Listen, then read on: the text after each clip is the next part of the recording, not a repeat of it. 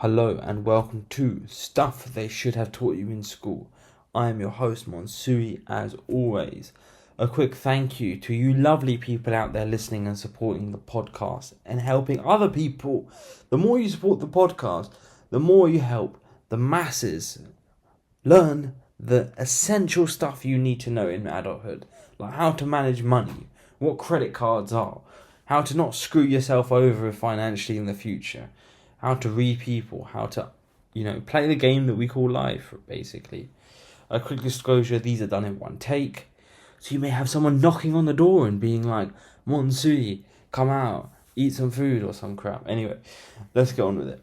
Using the right tools. So I want to tell you guys a story that illustrates the importance of using the right tools.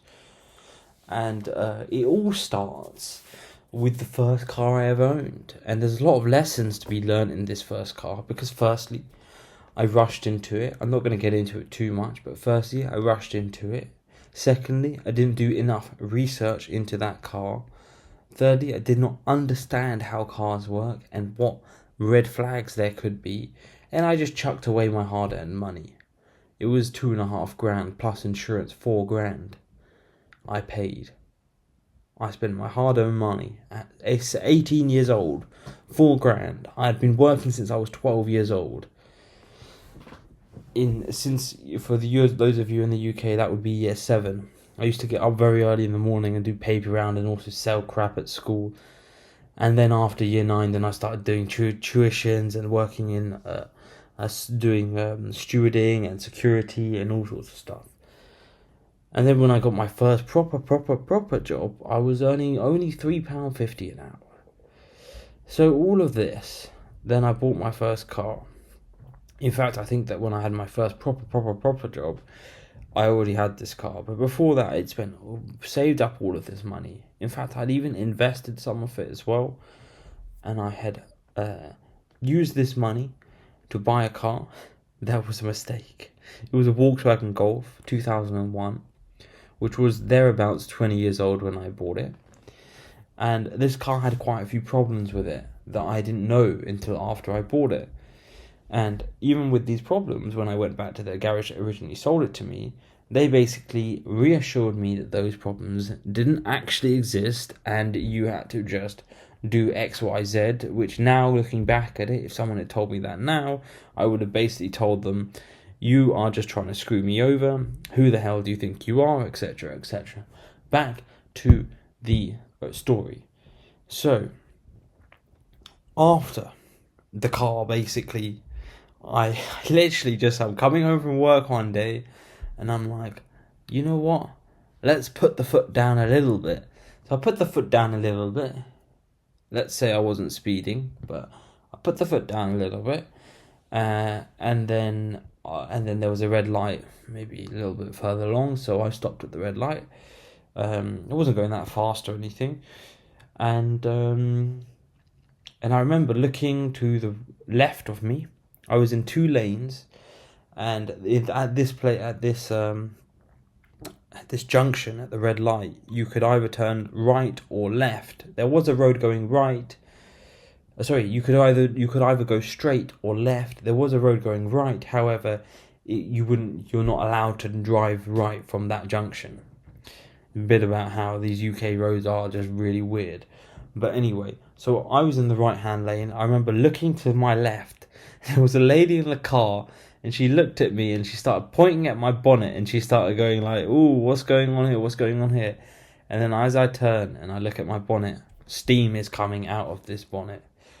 Or smoke, as what I thought it was, but actually it was coolant, which is made out of water and other bits and pieces. So it was basically steam. It was basically steam coming out my bonnet.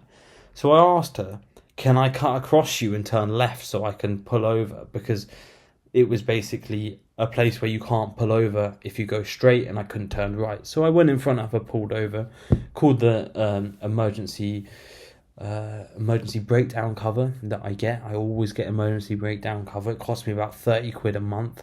30 quid a year to 50 quid a year. I pay for a slightly more, a slightly premium one just for the peace of mind that covers me in any car now. but before it was just specifically for that car. And anyway, they come and they tow the car back to my house, and the guy looks at what's going on here and he figures out. And then soon enough, basically, long story short, I start to look to fix this. And what I need to do, excuse me, essentially what I need to do is I need to take 3 different hoses into a plastic piece that looks like a T, and basically coolant flows through these 3 places, these 3 points, and I have to put the plastic piece inside each of these hoses and put what's called a Jubilee clip on it and tighten the clip. So a Jubilee clip is essentially a metal clip with a screw on it, and you tighten the screw and it tightens the clip so that it doesn't leak. So what I do is I start tightening this. This was after work one day, about 7-8 p.m. It was getting dark, so I start tightening this. And I bought like 5 of these things because I was told that they're quite brittle. And if you tighten it, and if you if you give it a good bit of force, it would just snap. So I did it, and I was tightening this screw, and the first one snapped. And I did it again, and I was tightening the screw, and I was trying to tighten the screw, and at the same time I was holding it, making sure I wasn't putting too much pressure on it. And I was trying to tighten the screw so much with just an ordinary screwdriver. I was trying to tighten the screw, and I spent so much time, about half an hour, trying to just tighten this one screw. By the end of it, I looked at my hand, and my entire palm was bleeding. All the skin had come off. I had tried so hard to tighten this screw that it had ripped the skin off my palm. So what happened the next day? I thought, screw this, I'm going to bed. So I went to bed. Rinsed off my hand that was all bloody and whatnot.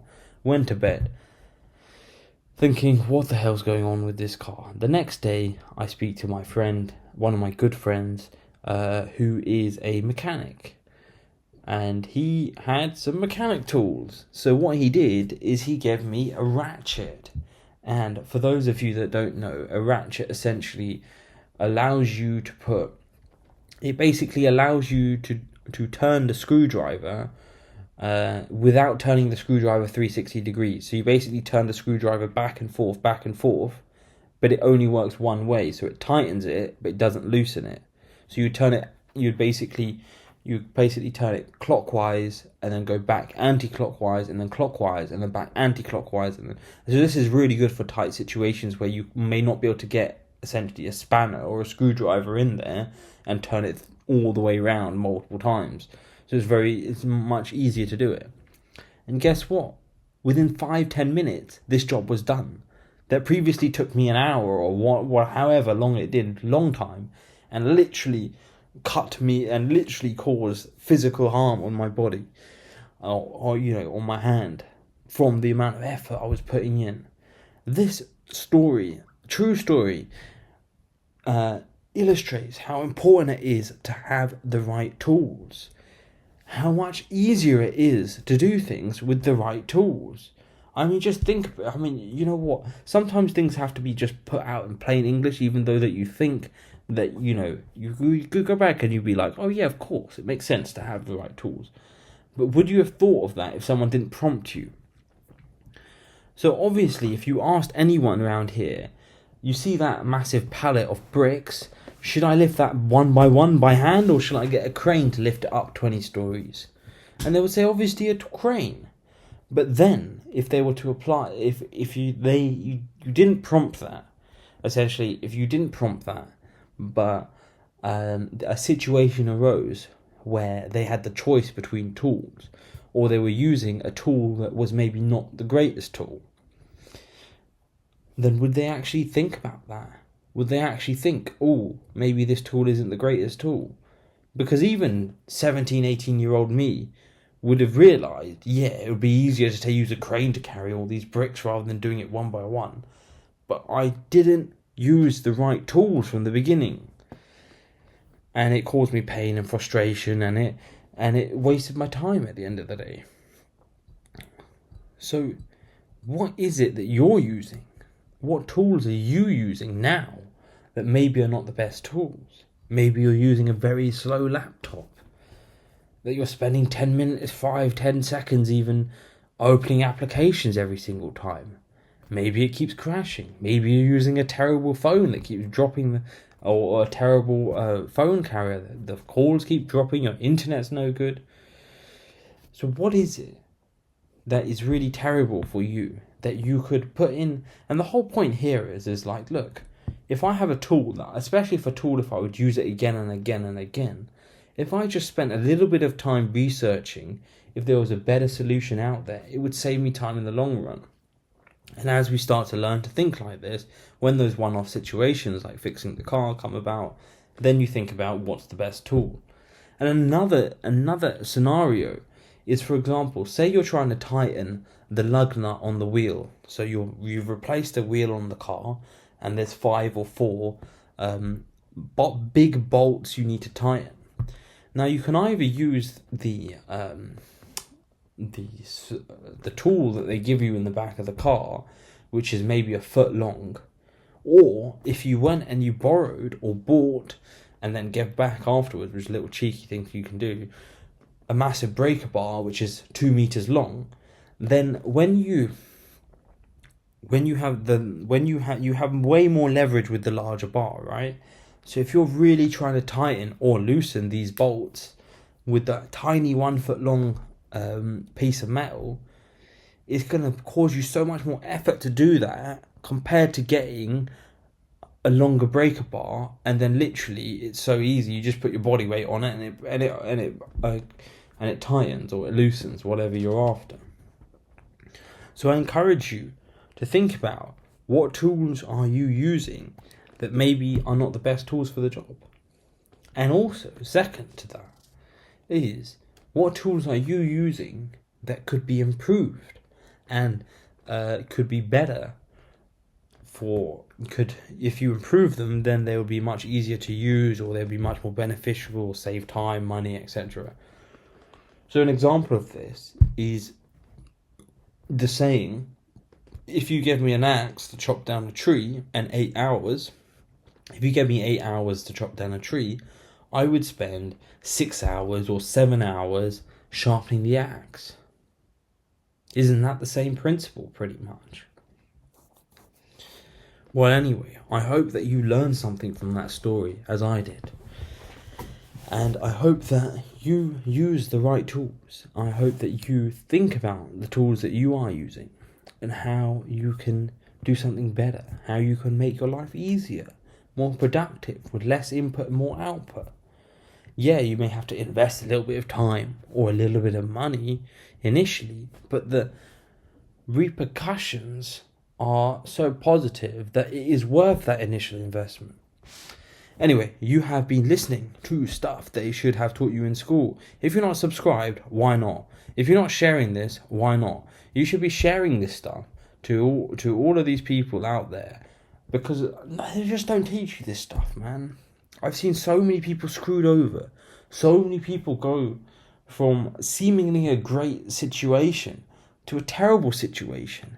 I've literally seen people living in £1 million houses going from £1 million houses to smoking crack. Now there must be something going on there that they didn't got taught in school, or that their parents didn't teach them to realise that these little decisions that you make are not the right thing. Anyway, I will see you on the next episode, and in the meantime, have a think about what tools you're using.